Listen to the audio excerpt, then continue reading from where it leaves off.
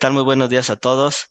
Bienvenidos a este nuevo webinar que le llamamos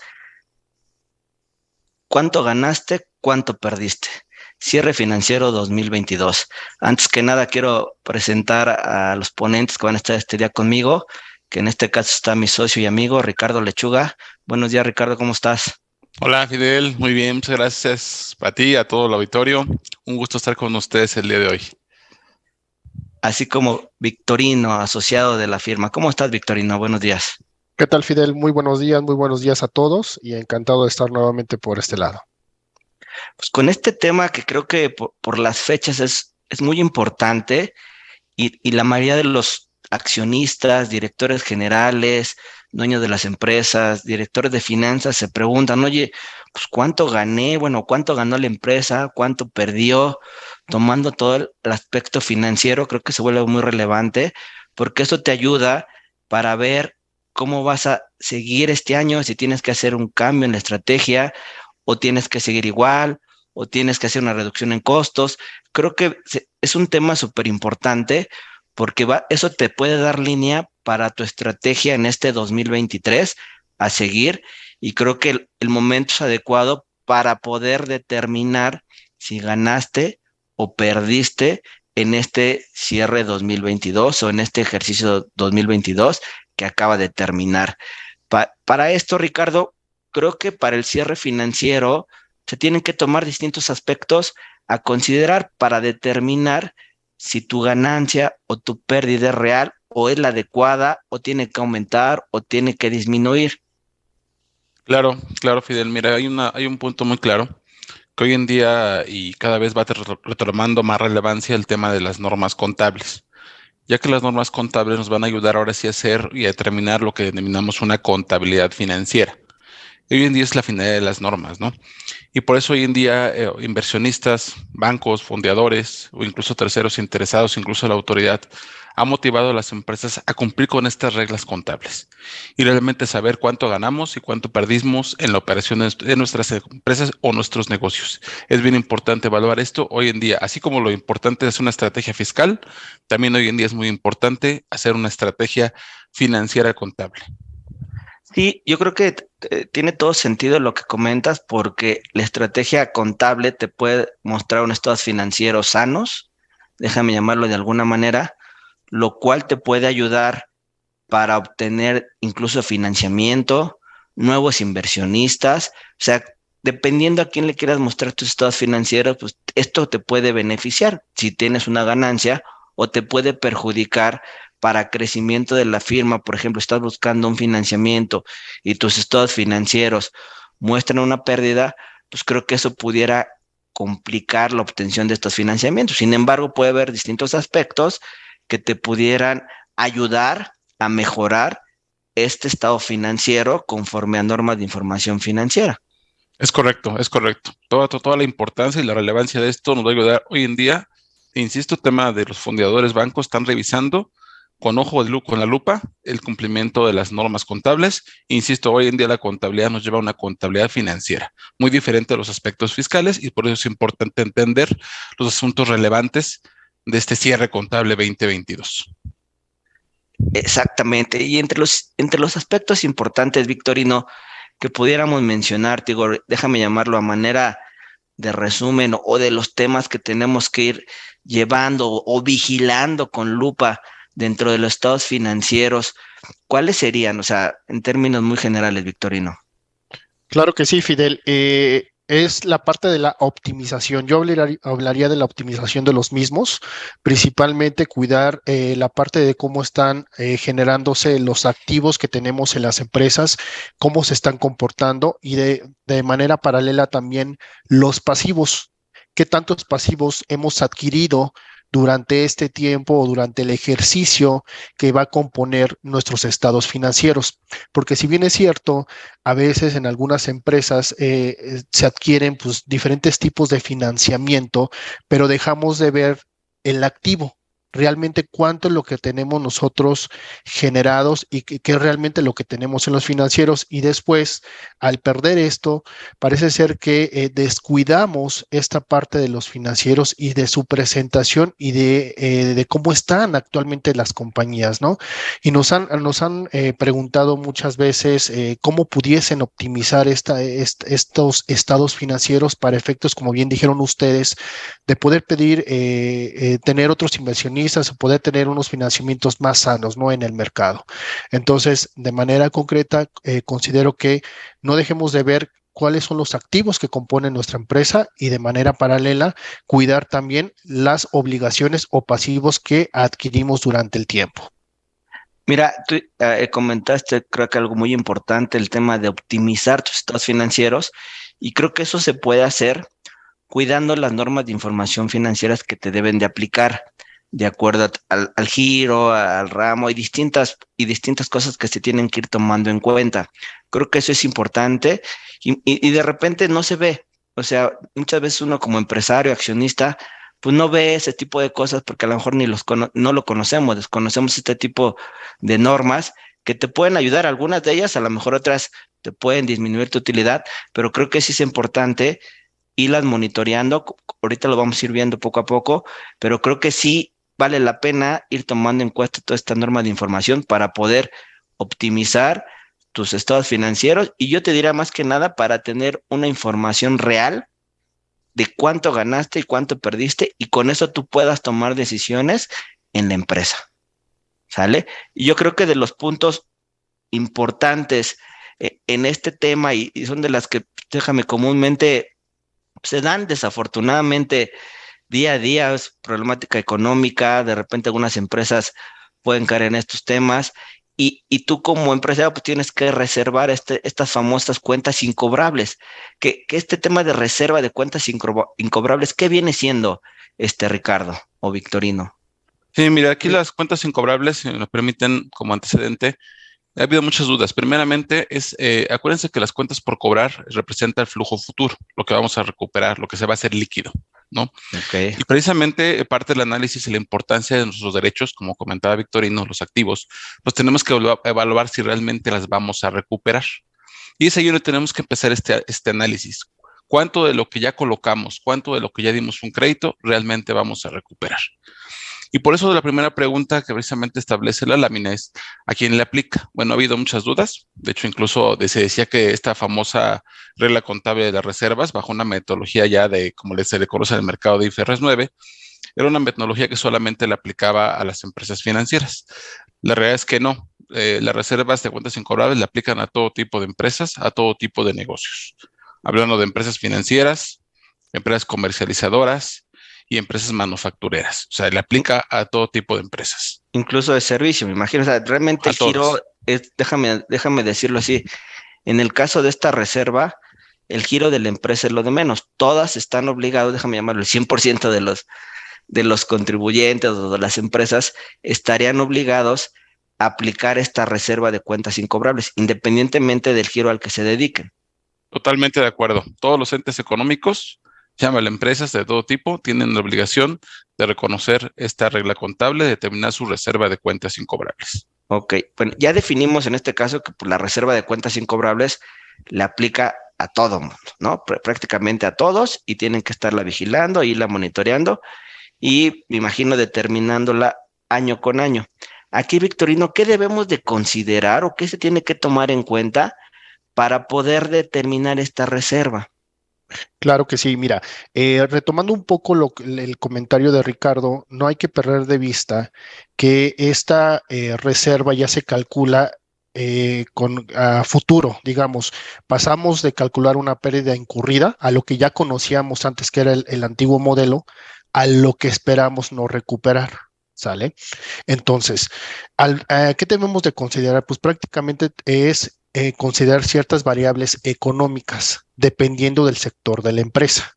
Supongamos, no es lo mismo hacer una reserva para una empresa comercial que una financiera. Son diferentes variables económicas que tenemos que considerar en el mercado. Y lo que tenemos que también subir a esto es el análisis de cómo se ha venido comportando la cartera de ejercicios pasados y de cómo esperamos que los clientes, aunque sean clientes buenos, que los tengamos, que nos paguen a tiempo, tenemos que meterle una reserva. Porque nos han preguntado mucho, oye, yo tengo un cliente que me ha pagado bien, de hecho hasta me paga casi todo al firme, ¿no? A los 30 días y demás. ¿Por qué tengo que calcularle una reserva? Porque volvemos a lo mismo. Esta metodología es de sobre pérdida esperada, lo que tú esperas en un futuro perder, por así decirlo. Entonces, tenemos que calcularle desde el día cero o desde el día que otorgamos el crédito esta famosa reserva. Entonces, consideramos la experiencia pasada, o sea, cómo se ha venido comportando el cliente, las variables económicas dependiendo del sector hacia la empresa que le vamos a calcular y también si existen también garantías. Muchas de las empresas al momento de otorgar créditos piden garantías. ¿Con qué finalidad? De que estas mismas se puedan recuperar. Entonces, ahí es donde entra ya una metodología especial que es el tercer punto que se utiliza para poder determinar las mismas, Fidel. Oye, aquí creo que sí es importante aclarar, porque ahorita hablaste mucho del tema de, pues cuando otorgas un préstamo, pides una garantía. Sin embargo, hay empresas que no se dedican al tema de financiamiento, al tema, déjame sugiero, no es financiero de alguna manera, sino es una comercializadora, una prestadora de servicios, que pues ellos realmente su cuenta incobrable puede ser la factura que emitieron por el servicio o por el bien que entregaron. Entonces, ¿esta metodología aplica de la misma manera o hay algo distinto que ellos deban de conocer al momento de buscar o del momento de aplicar esta reserva de cuentas incobrables? No, en este caso es la misma, Fidel. O sea, la metodología o la norma es clara en este aspecto. Nos pide considerarlo. Como bien tú dices, hay empresas, ya sea el caso de manufactureras o comerciales, que pues obviamente otorgan un crédito, ¿no? Pero no piden como tal una garantía. Solamente estos son como variables que nos pide la norma considerar para efectos de llevar a cabo el cálculo. Pero pues en el caso de las financieras, muchas de las financieras sí piden garantías al momento de otorgar ya sea un crédito, ¿no? Ok, Ricardo, ¿por qué es importante, déjame definir, cuidar o vigilar esta reserva de cuentas incobrables? Mira, es bien importante la reserva precisamente por varios factores. Como decía al inicio de la plática de la reserva, las cuentas por cobrar son nuestro principal activo que se puede convertir en flujo de efectivo y que precisamente permite una planeación del mismo. Entonces, precisamente el objetivo de esta norma hoy en día es realmente determinar de un modo probabilístico cuánto podemos perder, reservarlo, para que nos dé una visión general del flujo de efectivo a futuro. Algo relevante en cuanto a la metodología, como bien comentó Victorino, la metodología es una, ¿no? La metodología hoy en día todo es a pérdida esperada, es decir, a riesgo. ¿Riesgo de qué? Del sector donde estamos operando. Vamos a poner un ejemplo. No es lo mismo dar créditos nómina para hablar de una empresa financiera a dar un crédito simple o un crédito con garantía hipotecaria. Tiene condiciones diferentes. Entonces, esas condiciones precisamente son los ejemplos que comenta Victorino referente al sector en cual estamos aplicando. Hay más riesgo en el sector de nómina y en un crédito simple que en un crédito garantizado hipotecario, porque tiene una garantía. Entonces, la forma de considerar los factores son diferentes. Y en estas normas es bien importante que independientemente de que nosotros como asesores, como contadores, podemos determinar y conocemos la regla, es importante involucrar no solamente la parte contable, sino la parte de riesgos. Por aquí juega ese factor importante, porque la probabilidad de incumplimiento y la severidad de la pérdida se determina precisamente considerando factores de riesgo. Es una ponderación, como comentó Victorino, entre los factores pasados, los factores actuales y las condiciones macroeconómicas futuras. Entonces se mezcla estos factores y se determina un porcentaje, y ese porcentaje se aplica precisamente a las cubetas de riesgo. Las reservas, de alguna forma, hoy en día, tu cartera o tus cuentas por cobrar, tu entrada de saldos, se va a dividir en 3 cubetitas. La cubeta de bajo riesgo, que le vamos a aplicar un factor, la cubeta de riesgo medio, que es un riesgo mayor al bajo y a otro porcentaje, y por otro lado el riesgo alto, es aquellas cuentas que tenemos un problema fuerte de cobro. Entonces es importante conocer estos factores y los elementos y la importancia de evaluar perfectamente estas cuentas incobrables, que por supuesto que pueden impactar en el estado de resultados, efecto de determinar precisamente el resultado y ver cuánto ganamos y cuánto perdimos. Ok, perfecto. Sí, porque digo, yo me imagino una empresa, déjame decirle, una empresa que no vende a crédito. Vas, pagas al momento, compras. Esas empresas también tendrían que determinar esta reserva de alguna manera. Sí, tiene que jugar con ella, pero ahí viene el truco. De alguna forma, la metodología es una, como ya comentamos. Sin embargo, la forma de determinar y depende del sector, viene la practicidad. Es un hecho que una empresa financiera, y profundizo porque es la que está de moda, es un hecho que la metodología es mucho más compleja, porque su naturaleza es dar créditos. Sin embargo, hay compañías, y vamos a poner muy, por ejemplo, las compañías que venden refrescos, comercializan refrescos, pues de alguna forma todo el flujo de efectivo es flujo, o sea, realmente ahí las cuentas por cobrar son mínimas. Entonces, la metodología que podamos determinar va a ser mucho más sencilla que para una empresa financiera, jugando los factores que la propia norma considera, ¿no? Podemos considerar factores diferentes que nos va a ayudar a simplificar la reserva o incluso una practicidad que no necesariamente requiere de un actuario o un especialista en riesgos, sino que el propio conocimiento del negocio. Ok, perfecto. Entonces, digo, en conclusión, en el tema de la reserva de cuentas incobrables, es súper importante vigilarla, que la metodología que se siga sea la adecuada para poder determinar si tienes el monto déjame llamarlo, de la reserva que tienes que considerar, lo cual te pudiera disminuir de alguna manera tu utilidad. Entonces es importante ver cómo eficientar esta reserva de cuentas incobrables lo mejor posible para poder mostrar una utilidad mucho mejor. Es correcto, es correcto. Es correcto. Perfecto. Digo, son de los primeros. Sí, adelante, Victorino. Creo que quiere decir algo. Sí, y nada más para, digamos, para ir cerrando la pinza, como bien mencionó Ricardo, cada vez esto se vuelve más financiero, que es importante señalar que para el cálculo de la reserva también vamos a requerir en algunos casos el uso de especialistas, déjame llamarlo así, actuarios. Entonces yo no nada más los contadores ya tendrían que estar dentro de su campo esta determinación, principalmente por los factores que indicó Ricardo, que es la probabilidad de incumplimiento, que obviamente es un porcentaje muy importante que va dentro del modelo para el cálculo de la reserva, el cual en algunos casos es provisto por prácticamente especialistas, déjame llamarlo otra vez, actuarios, que en conjunto con nosotros determinamos los modelos aplicables a cada una de las empresas y con base a ello determinar el resultado que tendrían que estar obviamente incorporando en los estados financieros. Perfectísimo. Muchas gracias. Creo que otro de los temas que también se han vuelto muy importantes y creo que tiene alrededor de 4 años, porque anteriormente o no le hacíamos caso a la norma o no era obligatoria, que bueno, ahorita aquí ustedes nos lo van a explicar, el famoso tema de arrendamiento, desde el lado del arrendador como desde el lado del arrendatario. Aquí, Victorino, nos puede decir en qué consiste, primeramente querer entender, a ver, ¿qué pasa con el arrendador? ¿Cómo le aplica esta norma o qué tiene que hacer en el caso del arrendador?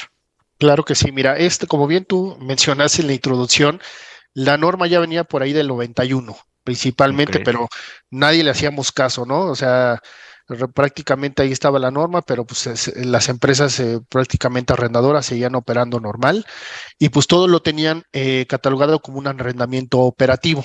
¿Qué quiere decir esto? Que lo tenían registrado como un activo fijo en sus estados financieros.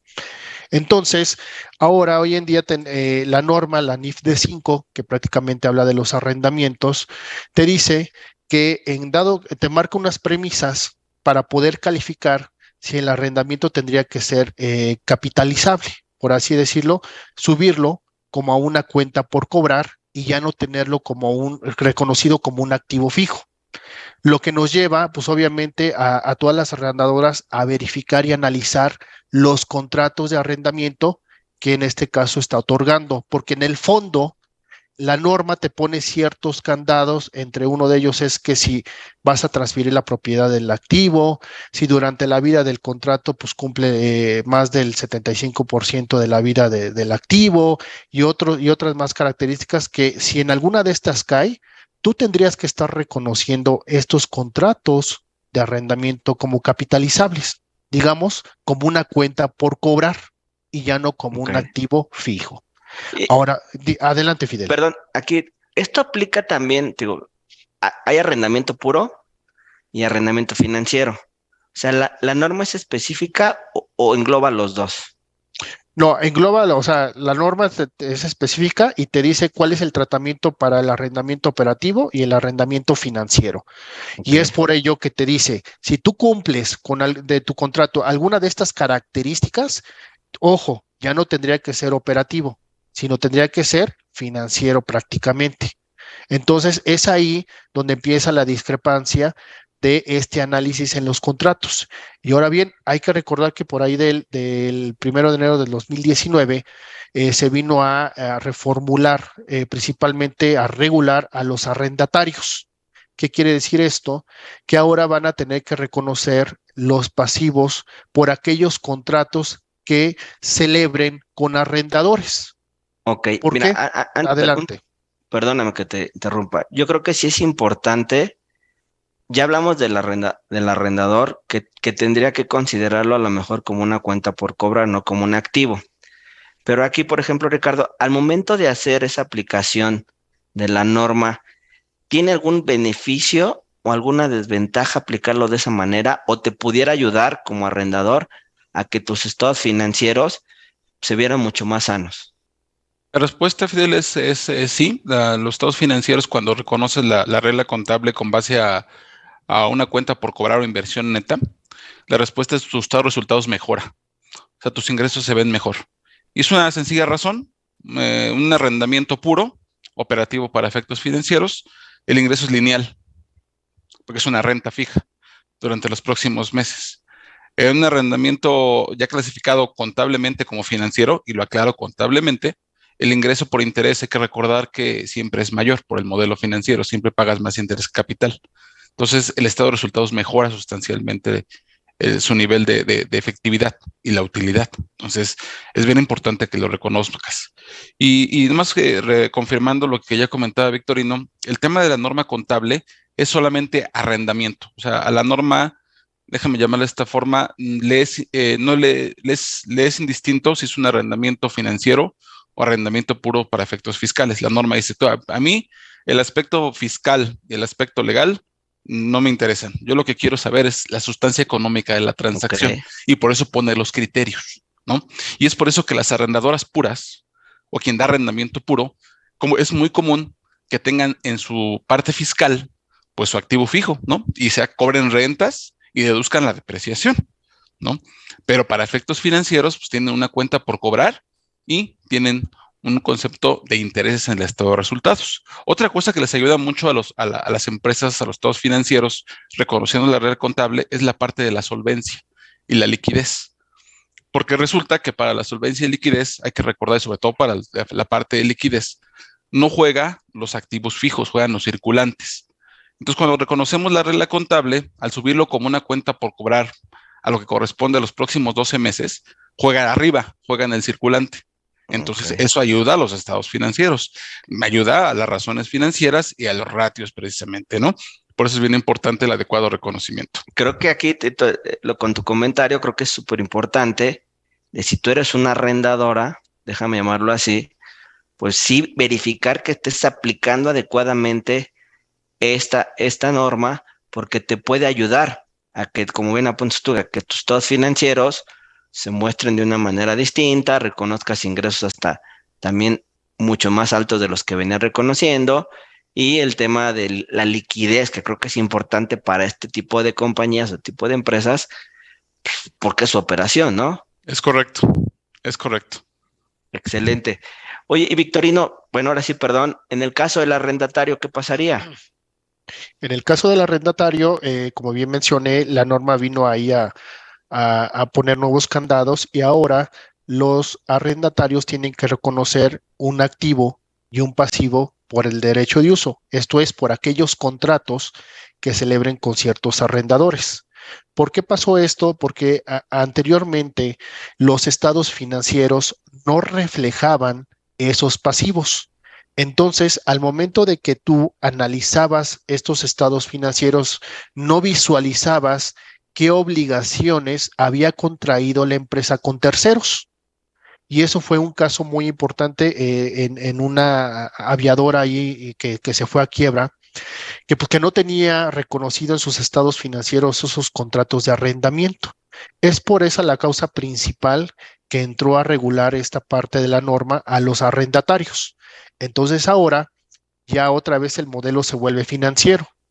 Ya por cada contrato de arrendamiento, ya sea por algún contrato de renta de carros, hasta equipos de cómputo por masivos, o rentas de espacios, rentas de terrenos, renta de alguna casa, renta de cualquier otra cosa habitacional, tendríamos que nosotros estar reconociendo esta norma estos contratos superiores a 12 meses.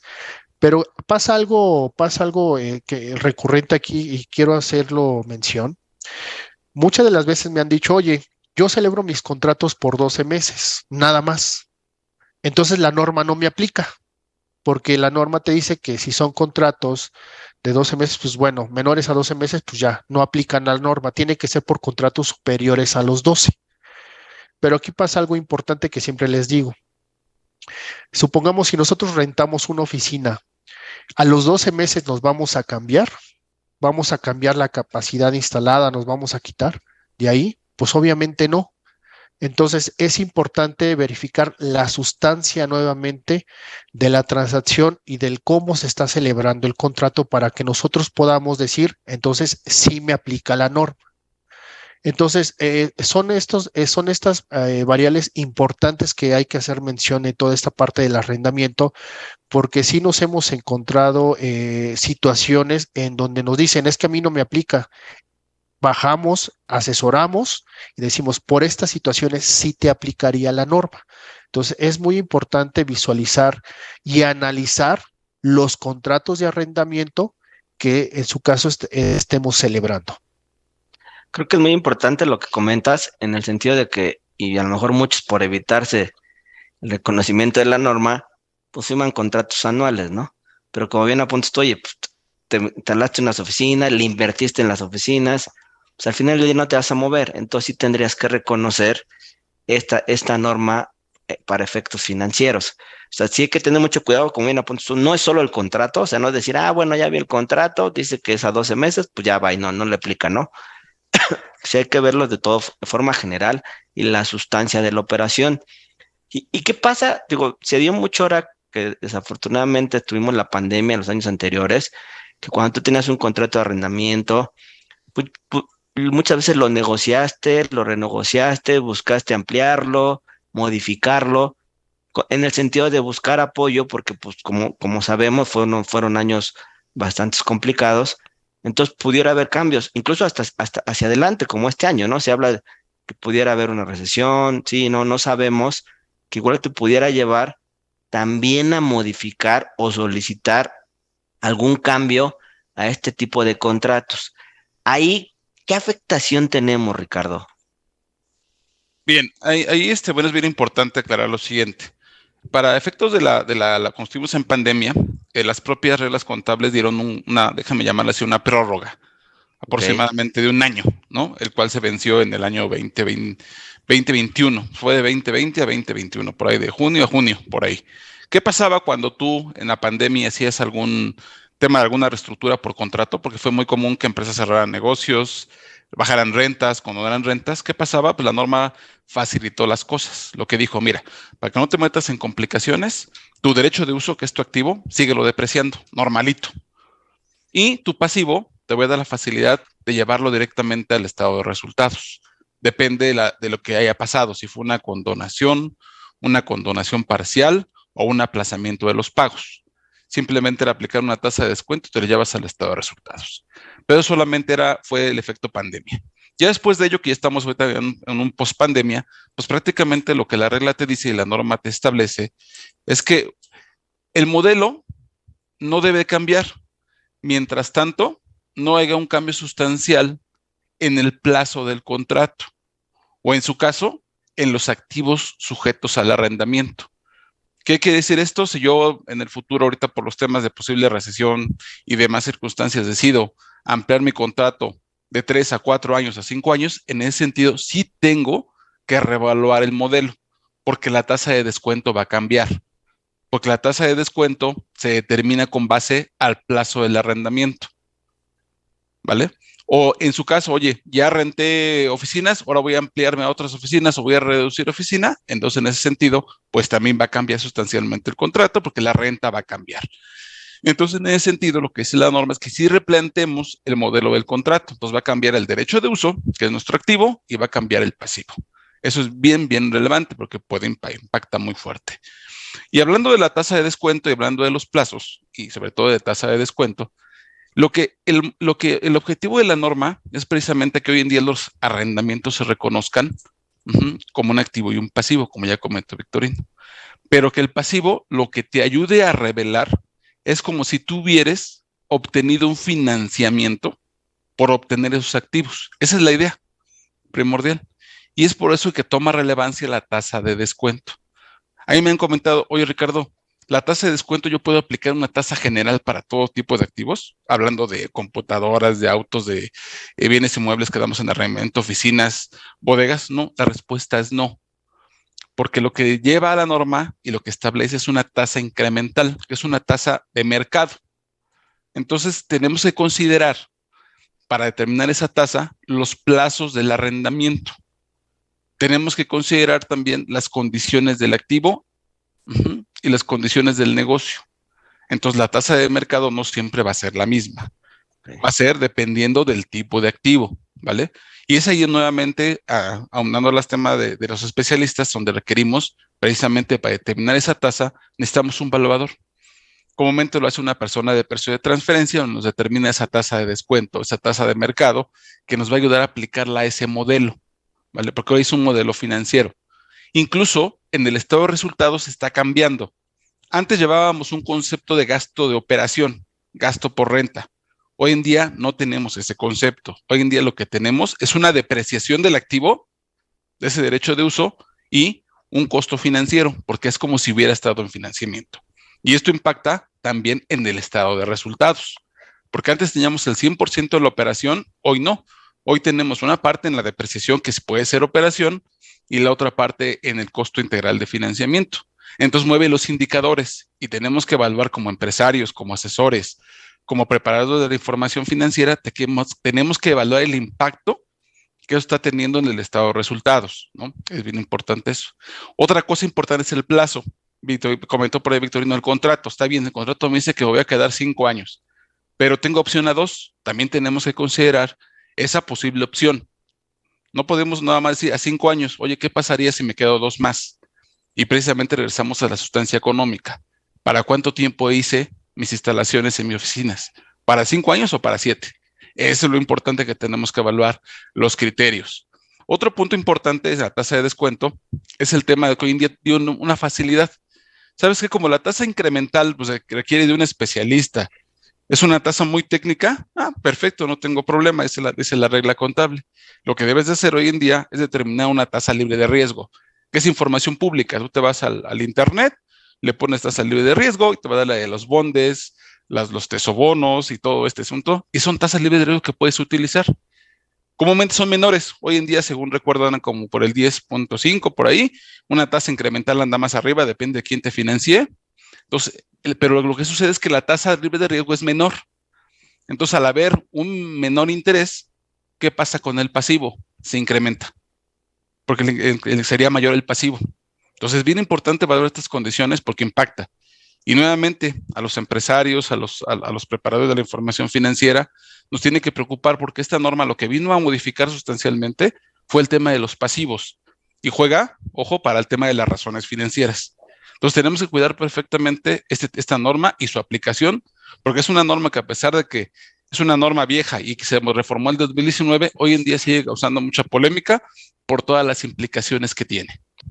Sí, y creo que ahí es importante, como tú bien señalas, se va a reflejar un pasivo en el caso del arrendatario, que te puede llevar a que cuando tú vayas a pedir, déjame de mano, o solicitar un financiamiento, pues sea un poquito más complicado, o sea más complicado por el tema de que, bueno, ya traes un pastaza muy apacivado, entonces sí tenemos que ver que se esté determinando adecuadamente el monto del pasivo que estás considerando en tus estados financieros, porque con eso sí te pudiera ayudar o perjudicar para la obtención de algún financiamiento o para cuando un tercero ve tus estados financieros o algún inversionista o alguien que quiere aportar a tu empresa, pues todo eso lo tenemos que ir cuidando.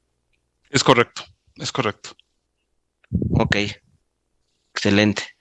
Creo que otro de los temas que también se han venido viendo y creo que aquí a lo mejor sí voy a necesitar que me lo expliquen, el tema de deterioros, que me imagino que es algo como un desgaste, algo que afecta. A mejor, Victorino, por favor. Claro que sí, Fidel. Efectivamente, vamos a traducirlo así en llanas palabras. Un deterioro es la pérdida de valor. En este caso es una pérdida de valor de nuestro activo. Si nos citamos a la parte de la definición de un activo, pues quiere decir que nos tiene que generar beneficios económicos en un futuro. En el primer caso tenemos el tema de los inventarios.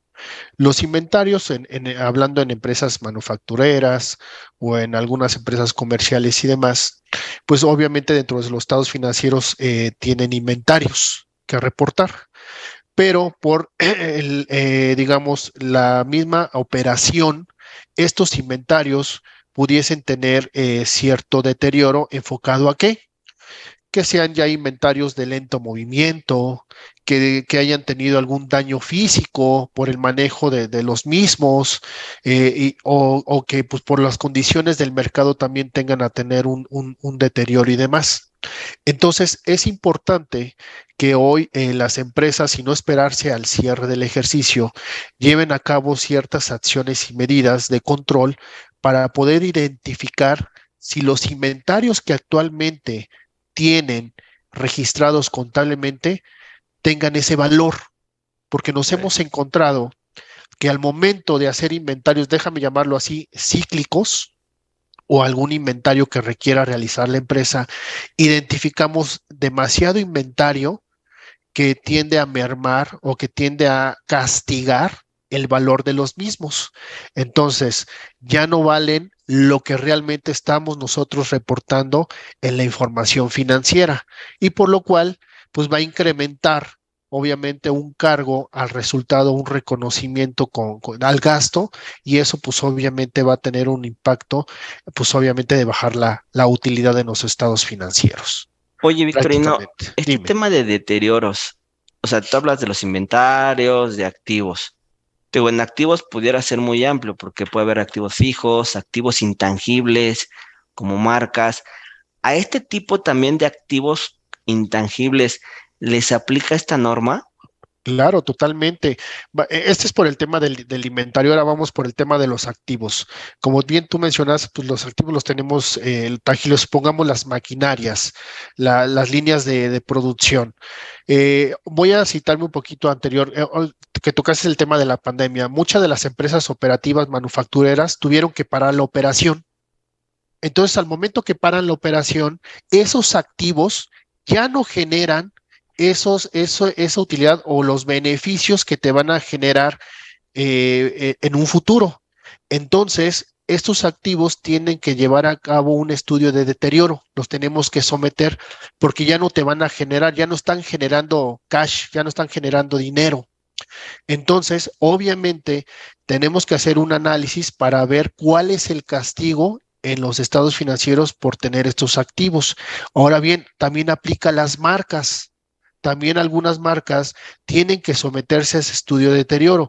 Algunos me van a decir que nos han pasado, oye, es que mi marca pues vende ya sola por sí misma, ¿no? Ya tiene una posición en el mercado. Sin embargo, año con año, y te lo pide la norma, que tenemos que someter estos activos como mínimo a un estudio de deterioro. ¿Para qué? Para poder identificar si no tenemos que estar reconociendo un castigo hacia los mismos, ¿no? Y pues obviamente ahí entra una mecánica, una metodología bastante robusta para poder determinar si es aplicable o no un deterioro a estos activos. Ok. Oye, Ricardo, ¿tú cómo, déjame decirlo, cómo lo transmitirías, déjame decirlo, al empresario, al director general? ¿Qué efecto le da a tu empresa este tema de deterioros? Es decir, oye, pues desafortunadamente ya no tiene la misma capacidad el activo, el inventario, como bien apuntaba Victorino, tu marca ya no vende de la misma manera. ¿Qué tiene que cuidar o qué tiene que ver?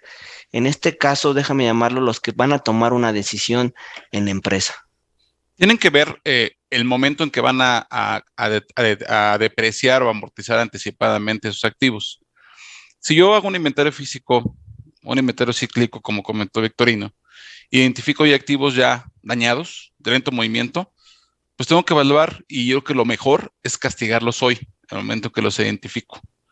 Si identifico que mis activos de larga duración, hablando de, voy a llamarle de esta forma, como siempre lo digo yo, fierros, que son las plantas, maquinaria o los intangibles, como son los créditos mercantiles y las marcas y las patentes, si identifico que hoy en día esos activos ya no me están generando los ingresos para los cuales fueron comprados, fueron adquiridos, yo los castigaría y el efecto de la norma es que los castigues en el momento en que son identificados. Estoy de acuerdo. Hoy en día vas a llevar a resultados por una depresión anticipada o amortización anticipada, un concepto de gasto. Pero en el futuro, ¿qué va a pasar? Tus estados financieros subsecuentes se van a ver mejor, se van a ver más rentables porque realmente ya castigaste ese valor. Y en el futuro, tu ingreso contra tu costo se va a ver mejor, tendrás mejores utilidades. Y eso ayuda precisamente a una mejor lectura de la información financiera. Eso yo le recomendaría al empresario, le recomendaría evaluarlos y al preparador de la información financiera para que determine perfectamente cuándo es el momento de identificar estos indicios de deterioro.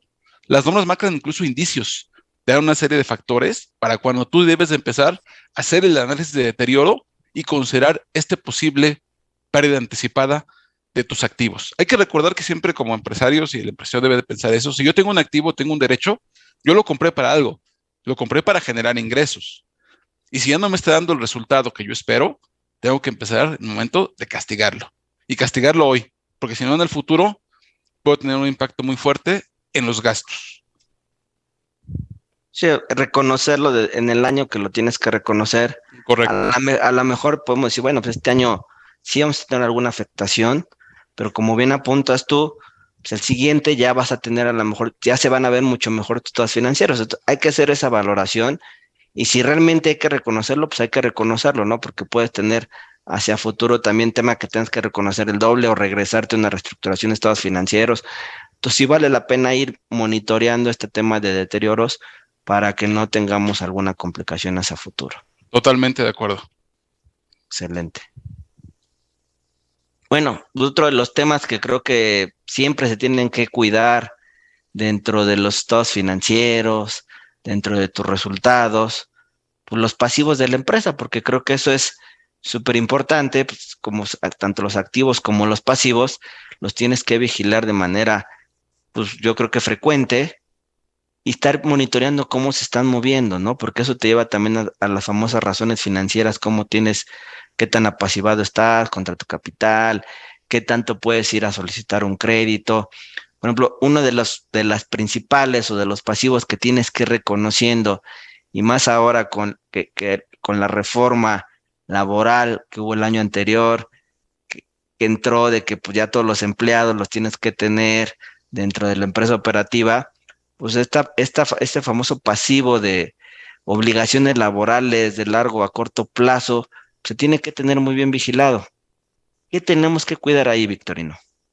Totalmente, Fidel, como bien mencionabas, con el tema de la reforma laboral, pues obviamente todas las empresas ya operativas, vamos a llamarle así, pues ya adquirieron los empleados que en su caso tenían una parte relacionada de servicios administrativos, ¿no? Entonces ahora tienen que llevar a cabo un cálculo actuarial que marca la norma con cierta metodología para poder reconocer ese pasivo laboral, que en dado caso de alguna reestructura, en algún caso de un despido importante, interesante, pues tendrían que estar reservando ya o haber reconocido en sus estados financieros esta reserva para hacer frente a esa obligación. Entonces, hoy en día cobró mucho auge este tema porque lo dejábamos, las empresas lo tenían olvidado y créeme que he estado en algunas situaciones donde las empresas me dicen es que solamente tengo 20 empleados, 30 empleados. La verdad no le ve mucho caso realizar este cálculo. Entonces, normalmente las normas, vuelvo a insistir, y es parte de este foro, es tener los estados financieros más sanos y apegados a lo que nos dicen las normas financieras. Entonces, en este sentido, tenemos que hacer esta evaluación para poder identificar y poder evaluar cuánto sería lo que a mí me costaría hoy tener una reestructura de los empleados o en su caso un despido interesante que pudiese tener las empresas. Me ha tocado ver el caso de estas situaciones en donde pues las empresas no lo tienen y los impactos, créemelo, al momento de llevar a cabo esta evaluación son bastante significativos. Entonces tenemos que empezar a hacer diferentes tipos de análisis, hipótesis actuariales, diferentes corridas para poder identificar cuál sería el mejor escenario para poder ayudar a las empresas a que este reconocimiento no fuese que no tuviese un impacto tan importante en sus estados financieros, ¿no? Pero sí es importante que realicen esta parte, este reconocimiento, porque, porque de ahí los estados financieros van a tener, pues obviamente, una mejor presentación y como bien dice la lámina, separarlo en la parte del corto y largo plazo, ¿no? Para que ahora sí, como también apuntando a lo que mencionó Ricardo, pues los ratios pues no salgan tan malos y pues obviamente salgan razonablemente cuando nosotros queramos analizar los estados financieros de las empresas. Sí, y yo creo que aquí también sí vale la pena evaluar y que se acerquen que se asesoren por el cambio también que hubo ahorita del tema de vacaciones, ¿no? Que creo que te puede afectar esta reserva. Entonces sí vale la pena tomar un criterio porque pues, hay varios en el que de repente dices, oye, pues sí tienes que tomarlo ya con los 12 días o con los 6 días, la parte proporcional. O sea, no es muy claro en este sentido. Entonces sí se tiene que ir buscando un tema de asesoramiento en esa parte para llegar a una conclusión de cómo van las empresas, el criterio que van a adoptar para la aplicación de esta nueva disposición. ¿Sale? Y otras, por ejemplo, Ricardo, sé que esta es una de las más importantes, pero normalmente creo que la mayoría de las empresas existen distintos tipos de provisiones que te pueden ir afectando, porque a lo mejor son provisiones que pueden estar muy elevadas o muy cortas, que tenemos que ir vigilando para el resultado, para efectos de tus estados financieros. ¿Cuáles son entre ellas las principales, déjame llamarlo así, Ricardo, provisiones que debes de estar vigilando dentro de tus estados financieros?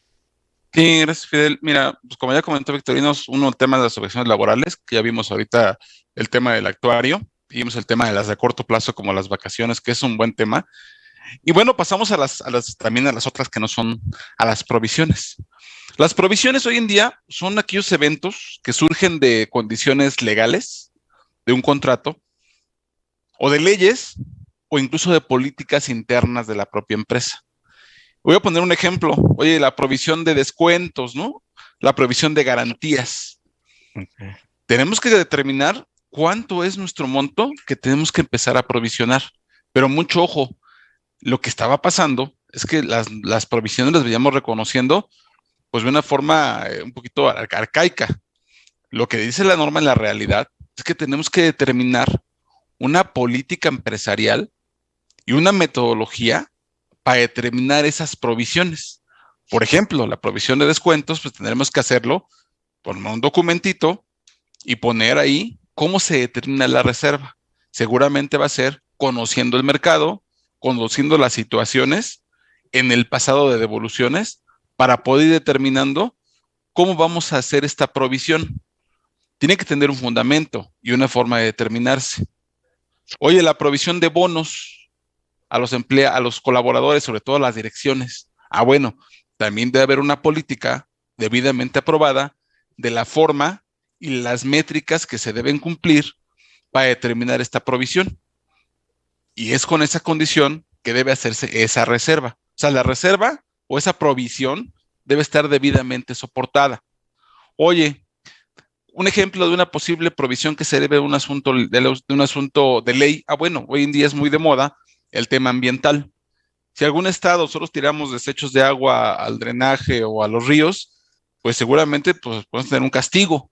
Bueno, tenemos que ver si hay alguna ley ambiental que nos lleve a pagar ciertas penalizaciones por eso. Bueno, tenemos que documentar en una política cuál es la ley que lo fundamenta y la forma de determinar esta provisión. O sea, las provisiones deben de estar debidamente fundamentadas y debidamente conciliadas. Incluso yo le tomo la importancia del control interno.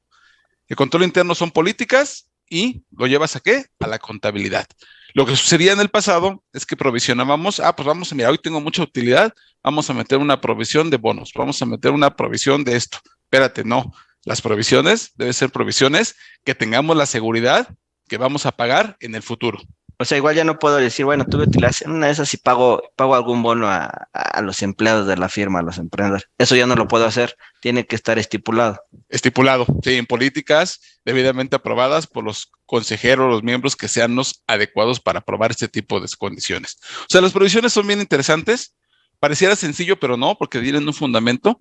Si hoy en día me pongo mi cachucha de auditor, pues yo lo que pediría cuando iría a realizar revisiones pues sería una política para ver que las provisiones no estén sobrevaluadas, subvaluadas sobre todo, que no valgan menos de lo que deben valer, en ese sentido que tenemos que ir determinando, ¿no? Impacta muy fuerte estos resultados, porque esto lo que nos va a dar es lo que sí vamos a pagar en el futuro y nos sirve para nuestra planeación de nuestro flujo de efectivo incluso. Tenemos que tener muy claro eso, que al empresario le va a servir, ¿no?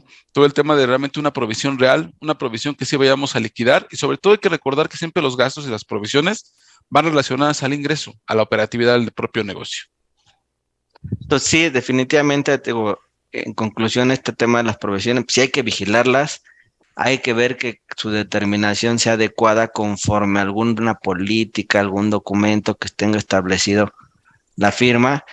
Y no se hagan como se hacían antes, ¿no? Pues ahorita quiero provisionar tanto y pues casi con un dedo al aire, pues provisiono 100 y sin tener algún soporte de la misma, ¿no? Es correcto. Y como bien apuntas tú, porque sí tiene una afectación importante en tu estado de resultados. Y eso te puede afectar a tener ya sea una utilidad o una pérdida menor, ¿no? Es correcto, es correcto. Perfecto. Bueno, y otro de los temas que también se han vuelto, pues, déjame llamarlo, obligatorios e importantes para el estado financiero, los famosos impuestos diferidos, que, Victorino, en términos muy generales y muy sencillos, ¿qué son los impuestos diferidos? Muy bien. Normalmente muchas de las empresas traemos en la mente el impuesto causado, básicamente la determinación del ICR, pero el impuesto, y esto es meramente fiscal, pero el impuesto diferido, sí quiero aclararlo, es un tema meramente financiero. Y lo voy a llevar así, es una estimación como tal financiera para poder regular el efecto de estos impuestos causados y que pues obviamente nos va a decir en qué momento adelantar o aplazar el pago de estos impuestos en el futuro. Pero esto es meramente financiero y esto básicamente está normado en la NIF D4, que son los impuestos a la utilidad. Entonces, básicamente, como ustedes bien saben, ya la parte fiscal y la parte contable pues ya divergen en diferentes formas, ya cada uno va por su lado. Entonces es muy importante llevar a cabo este cálculo del impuesto diferido para poder conciliar obviamente el reconocimiento de ciertas partidas temporales que van a estar o que van a tener un efecto ya sea en el ejercicio o en el futuro. Entonces, el impuesto diferido, pues obviamente viene a regular o viene, digamos, a darnos esa parte de la estimación que nosotros tendremos que estar reconociendo como parte de los impuestos a la utilidad en los estados financieros. Entonces, aparte de la determinación del impuesto causado, tenemos que llevar a cabo esta determinación con una metodología que, pues bueno, básicamente lo conocen, es el método del activo y el método del pasivo, o sea, la diferencia de los dos, para que con base a ello podamos determinar estos efectos, básicamente. Sí, ahí ese era creo que bueno que hablas del tema de activos y pasivos. Ahí, ¿cómo te afecta, Ricardo, el estado financiero o tu balance este famoso diferido. ¿Y por qué calcularlo? O sea, ¿qué pasa si no lo calculo? Bueno, nos ayuda, Fidel, porque a todos nos va a ayudar, porque como comentó Victorino, va a reflejar el impuesto por recuperar o el impuesto a pagar que tenemos por las diferencias entre las bases contables y las bases fiscales. O sea, ahí vamos a poder proyectar si vamos a deber impuesto o tenemos un impuesto por recuperar. Y en el estado de resultados nos va a ayudar a equilibrar el impuesto sobre la renta causado. Hay que recordar como empresarios, siempre de lo que decimos, a ver, si mi tasa tributaria es del 30%, pues yo agarro mi utilidad antes de impuestos y la quiero multiplicar por el 30%. Bueno, pues no nos va a dar, ¿no? Seguramente. Bueno, pues el diferido, su finalidad es ver, y en una nota a los estados financieros, revelar cuáles son las partidas por las cuales la tasa no concilia con lo que revelan los mismos, ¿no? Ese es el objetivo del impuesto diferido. O sea, conocer en el estado de resultados ese equilibrio fiscal. O sea, el impuesto ya va a estar provisionado, lo haya pagado o no, ¿no? Por las diferencias de las bases contables y las bases fiscales. Y lo más sencillo, para poner un ejemplo, el tema de la famosa reserva que ya vimos ahorita. La reserva se provisiona hoy, o sea, 31 de diciembre de 2022. ¿Pero cuándo la vamos a deducir? Cuando reunamos los requisitos fiscales. Entonces, de alguna forma... Hoy en día para 2030 más o menos. Exactamente. Pero finalmente es un impuesto diferido, porque hoy en día yo aprovisioné llevé a gastos, una reserva que en el futuro, en 2030, con todas las condiciones fiscales que hay, voy a recuperar. Y mi conciliación contable y fiscal va a jugar ahora como una deducción fiscal no contable. Entonces, hoy ya provisioné un impuesto que en el futuro voy a recuperar. Entonces ya tengo un beneficio hoy, ¿no? Es un ejemplo. El tema de arrendamientos es el mismo. El tema de arrendamientos que también vimos ahorita tiene el mismo efecto. Porque hoy en día el importe que tenemos en gastos teníamos vía renta es diferente al que llevamos al modelo financiero. Entonces, como vamos en periodos diferentes en la deducción, tenemos que reconocer un impuesto diferido. Esa es la idea del diferido y la importancia de reconocerlo. Nos va a dar una mejor visión del impuesto a pagar por recuperar y sobre todo su efecto en resultados, ¿no? Eso es bien interesante hoy en día. Incluso ya recordemos que la autoridad ahí en sus contabilidad electrónica y entonces lo que nos pide el impuesto diferido, porque también de ahí lo viene considerando, o sea, ese factor ya lo viene evaluando desde ahí, ¿no? Entonces, bien importante considerar que este efecto es muy relevante. Sí, y es de suma importancia que lo determines, que lo consideres y es obligatorio, ¿no? Para una buena, déjame llamarle una buena lectura de tus estados financieros y como lo hemos venido diciendo durante esta charla, para que ya sea el empresario, el director general, pueda tomar, el director de finanzas, pues les ayude a las tomas de decisiones.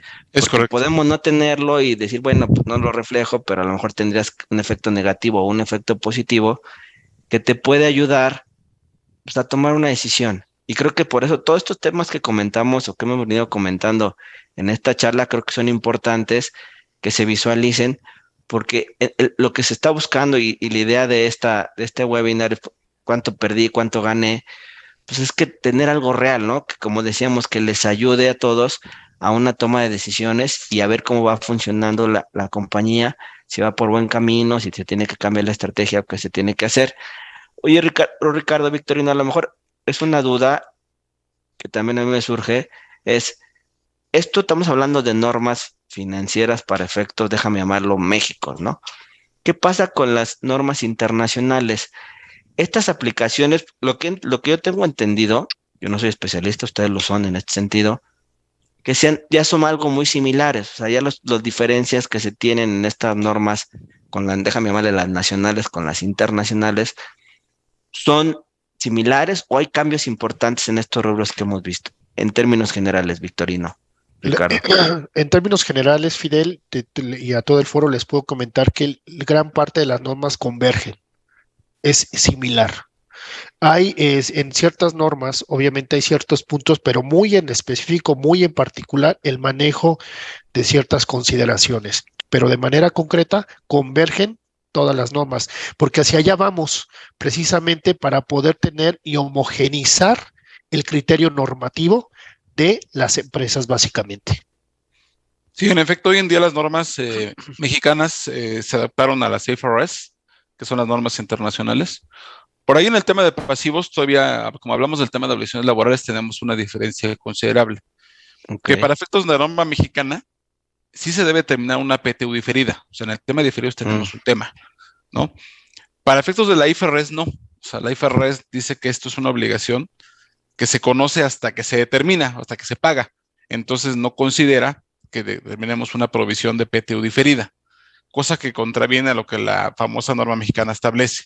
Pero bueno, es una diferencia que está plasmada y creo que va a vivir por un gran tiempo, pero ahí está. O sea, creo que la diferencia más relevante que yo identificaría hoy en día en cuanto a las normas que hoy en día vimos, ya que las demás, hablando de la reserva, para efectos de México, voy a hablar técnico ahorita, C16, que es la norma mexicana, IFRS 9 para la internacional, tema de arrendamientos de 5 contra la IFRS 16, son igualitas, prácticamente son muy similares en los conceptos. El tema de la IES 19 con respecto al D3, hay muy similares. Hay algunas diferencias, sí, en el cálculo, pero los impactos no son materiales. Y diferidos, bueno, pues el tema de la PTU que ya comentamos, que sí es una diferencia sustancial en el tema de las provisiones. Perfecto. Mira, pues yo creo que estos temas han sido bastante interesantes y me gustaría, bueno, Victorino, una reflexión final sobre esta presentación sobre esta plática que hemos tenido. Claro, pues solamente que analicemos todos los preparadores de la información financiera, llevemos a cabo un análisis a los estados financieros para poder identificar si hay algún tema que nos llegue a preocupar y pues obviamente poder llevar a cabo un análisis de poder incorporar cabalmente las normas de información financiera a los estados financieros para que estos mismos, pues bueno, estén mejor preparados y sean razonablemente correctos como nosotros le decimos. Ricardo, tu reflexión, por favor. La reflexión final sería que tanto preparadores de la información financiera, también accionistas e inversionistas, motivemos el cumplimiento de las reglas contables. Créanme que hoy en día los efectos fiscales tienen un sentido de recaudación y las normas contables un efecto de hacer una contera realmente financiera y nos va a ayudar para la toma de decisiones. Simplemente es que prevengamos todo esto, vayámoslo haciendo y pues precisamente para eso estamos nosotros. Excelente. Pues yo les diría que hay que cuidar estos temas que platicamos el día de hoy porque pueden de ser de suma importancia para la toma de una decisión, del camino de la empresa, para un cambio de estrategia. Creo que vale la pena que se aseguren que se estén aplicando de manera adecuada para que los que toman decisiones en las empresas les pueda ayudar para ver cuánto ganaron o cuánto perdieron. Vale, pues muchísimas gracias a todos por escucharnos y por vernos el día de hoy. Les agradecemos. De nuestra parte es todo y pues estamos a las órdenes. Muchísimas gracias a todos. Gracias, Ricardo. Gracias, Victorino. Muchas gracias. Gracias a ti, Fidel.